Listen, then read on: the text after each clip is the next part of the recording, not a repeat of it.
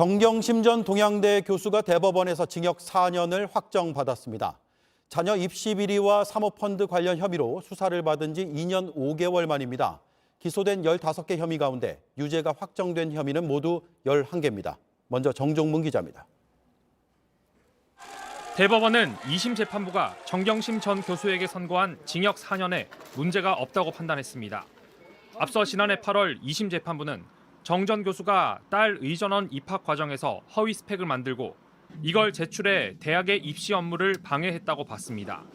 또 공개되지 않은 중요 정보를 이용해 투자를 한 것도 위법이라고 판단했습니다.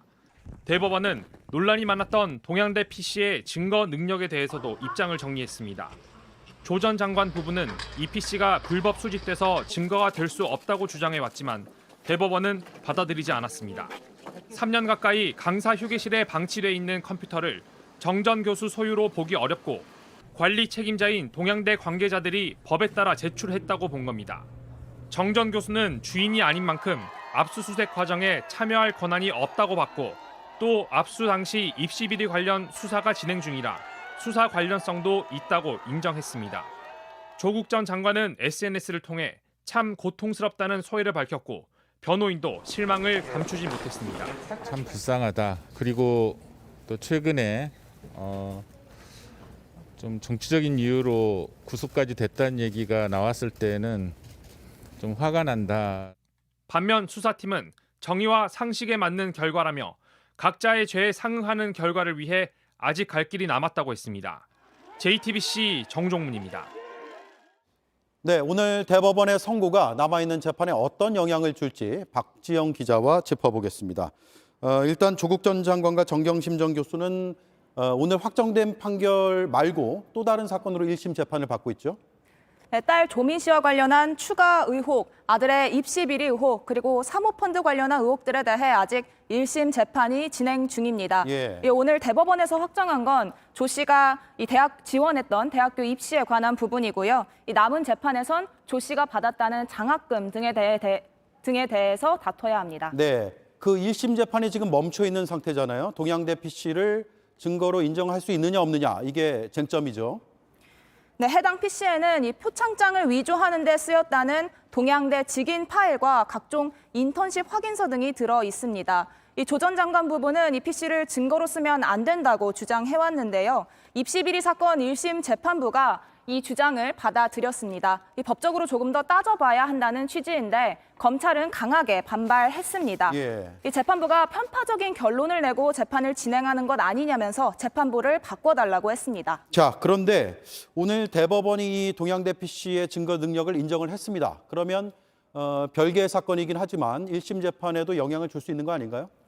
네, 그렇습니다. 아직 결과를 단정 짓긴 좀 어렵겠습니다만 아무래도 오늘 대법원 판결이 조 전 장관 부부에게는 불리한 영향을 미칠 수도 있다는 게 이 법조계의 주된 시각입니다. 이 한 부장판사는 같은 PC에 대해선 대법원의 판단을 따라가야 되지 않겠냐라고 예상하기도 했습니다. 또 재판부가 바뀔 가능성도 아직 남아 있습니다. 그렇군요. 자, 그리고 마지막으로 정경심 전 교수가 구속 상태인데 보석 신청을 했지만 받아들여지지 않았죠. 네, 건강상의 이유로 신청을 했었습니다. 이 보석이란 보증금을 내고 불구속 상태로 재판을 받는 건데요. 오늘 대법원에서 재판이 끝나서 이 정 전 교수에게 징역형이 확정됐기 때문에 보석 신청도 함께 기각됐습니다. 이 정 전 교수는 지금까지 2년 조금 안 되는 기간 동안 수감돼 있었는데 앞으로도 2년 조금 넘게 수감 생활을 해야 합니다. 알겠습니다. 박지영 기자였습니다.